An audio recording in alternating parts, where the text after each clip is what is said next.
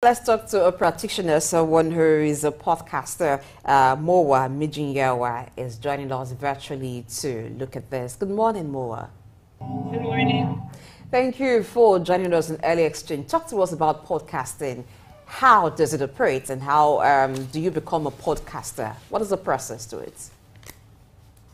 Okay, first off, I would like to say that you have to have the idea, essential idea, because podcasting has to do with a lot of speaking. You're speaking to people about different ideas, different thought processes. So you need to know what exactly it is that you want to talk about.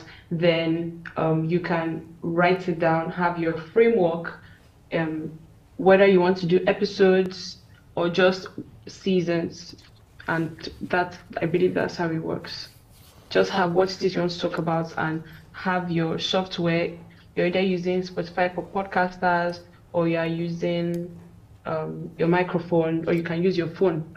But basically, if you do not have a central idea, you're just not going to do it. All right. I would like you to talk to us about the potential inherent in podcasting. Most importantly, I would like you to talk about the monetary aspect. How do you monetize it, the monetization? Because you agree with me that the essence of doing podcasting, apart from getting visibility, is also to make money. So talk to us what a potential, investor, a potential handler needs to do in able to be able to take advantage of the potential in podcasting and then the monetization. All right. So the way podcasting works is such a way that you need to have a certain number of streams to be able to convert. That's if you're using the podcasting platform. So for example, a lot of people use Spotify for podcasters, which used to be known as Anchor. And Spotify is a streaming platform. So when you have a certain number of streams, a certain number of downloads, once there's traction on your podcast page, they get to pay you for that. But aside using the podcast platform to make money, brands can reach out to you to, promote their businesses, promote their products. And then, I don't know if you listen to some episodes of some podcasts where there's like a short break and then they just get to introduce the product to you. And because podcasting is a platform that has some sort of emotional investment, so because your listeners are emotionally invested in what it is you're saying and your person to some certain extent, I do believe that that's a great way to be able to convert not just listeners to people who are in your fan base, but to potential customers for brands. All right, so how do you bring traction to your podcast to get a high rate of streams? How do you make your podcast a brand that is easily recognizable? Okay. First off, I would say be as relatable as possible, because no one wants to listen to someone who they believe is all up in the sky. And secondly, make use of social media. Of course, you are hosting your podcast on social media. It only makes sense that you promote it on that social media platform. So a lot of people get to learn about podcasts from social media, not even the podcast app that they used to listen. So we have Instagram, we have Facebook, we have Twitter, we have TikTok, making short form content in videos, graphics, and all of that. Pushing all of that out really helps the marketing of one's podcasts.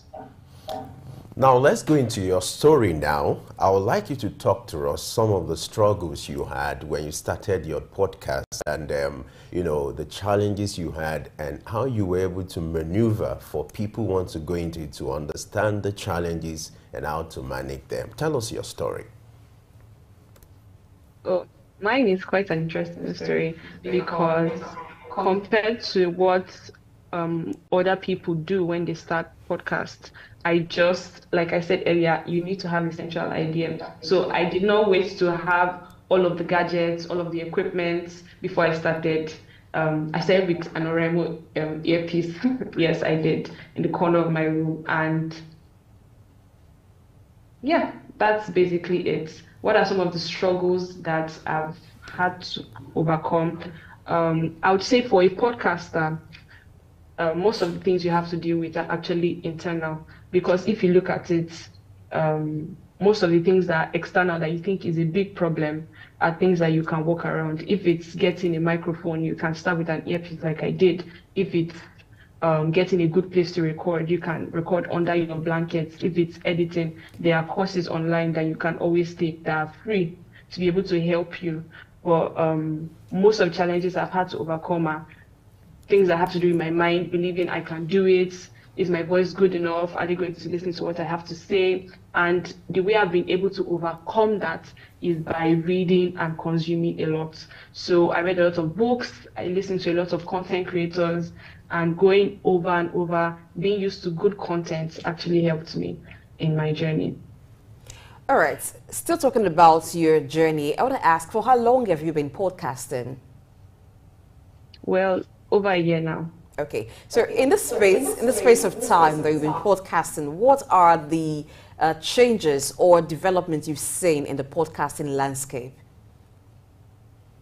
Well, for one, a lot of people have moved from just audio podcasts to using the visual platforms. So before, a lot of podcasters used to just record and put out the audio, but now they are making more and more efforts to having a good space, recording, so that people can get to see and connect to the podcast some more, which is a very, very big development, as we know that video content is the winning game now.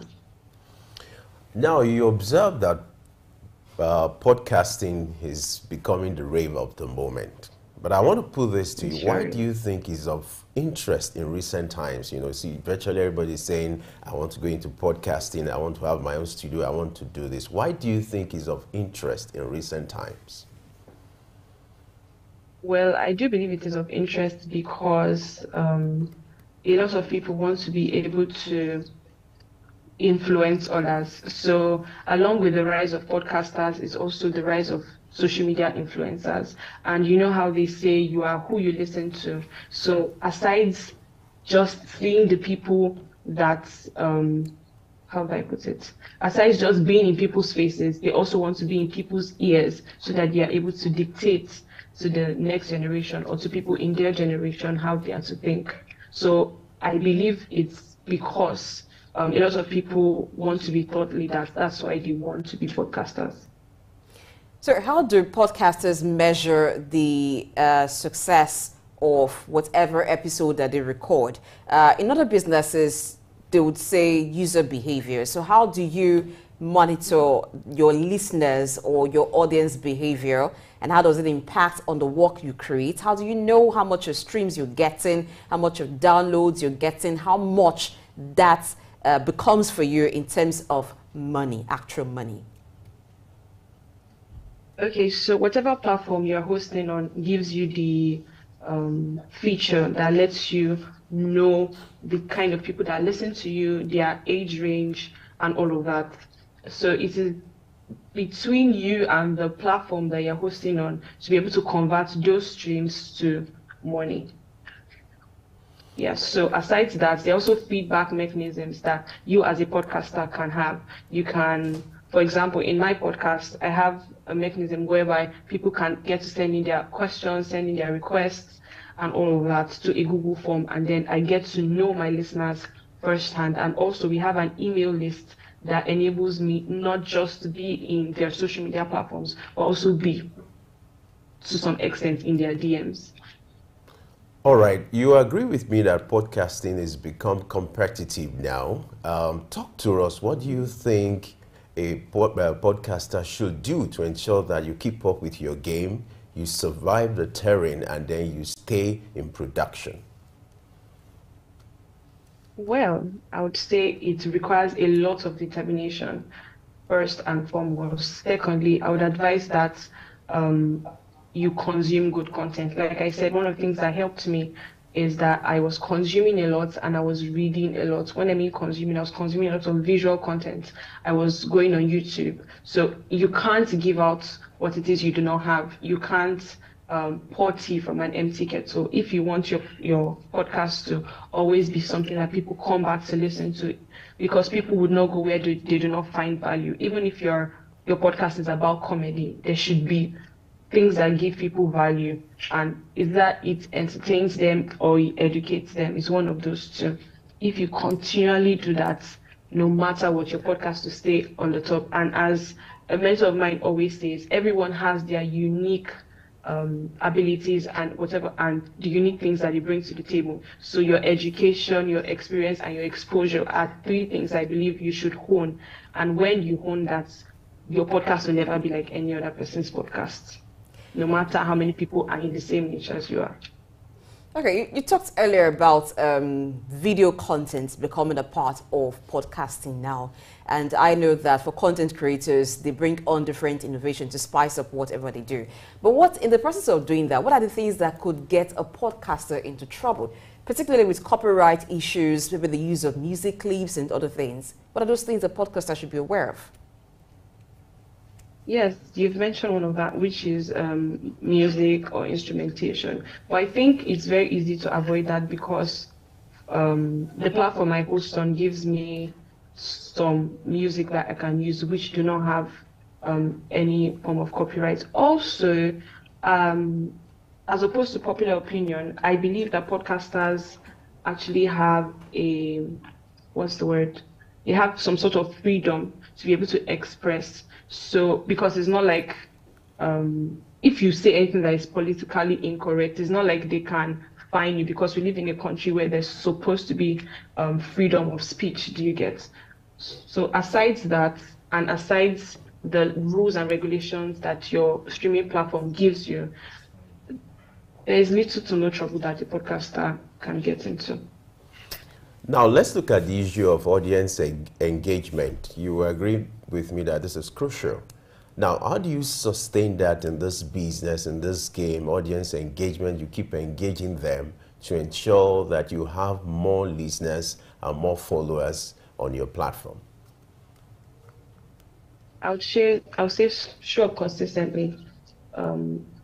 Show up consistently in videos, in audios, in graphical content, be in people's faces. There are a lot of things that seek to consume the mind of people, and if you are not in their faces consistently, it's easy for them to forget you, and also offer value. That's one way I would say can help. All right, you have successfully stayed in this industry for quite a while now. What do you see it's becoming like in the future? What's the prospect of podcasting? Well, I believe it's a very good industry to be able to convert your natural skills, that's public speaking, if you have a good voice. I would like you to talk about some of the gains when it comes to podcasting. You've been in that business for like 1 year now. Talk to us, apart from the monetary aspect, some of the gains, some of the privileges you've enjoyed while doing podcasting. All right, I'll say I've been able to gain a lot of personal relationships as a result of my podcast. And aside that, there's some level of influence that I do have in the coming generation. So a lot of my listeners are people that are in their early 20s, some are in their mid 20s, and because of the insight I'm able to provide, I believe that they're able to navigate life, whatever it is that they are doing, which is something that I do appreciate.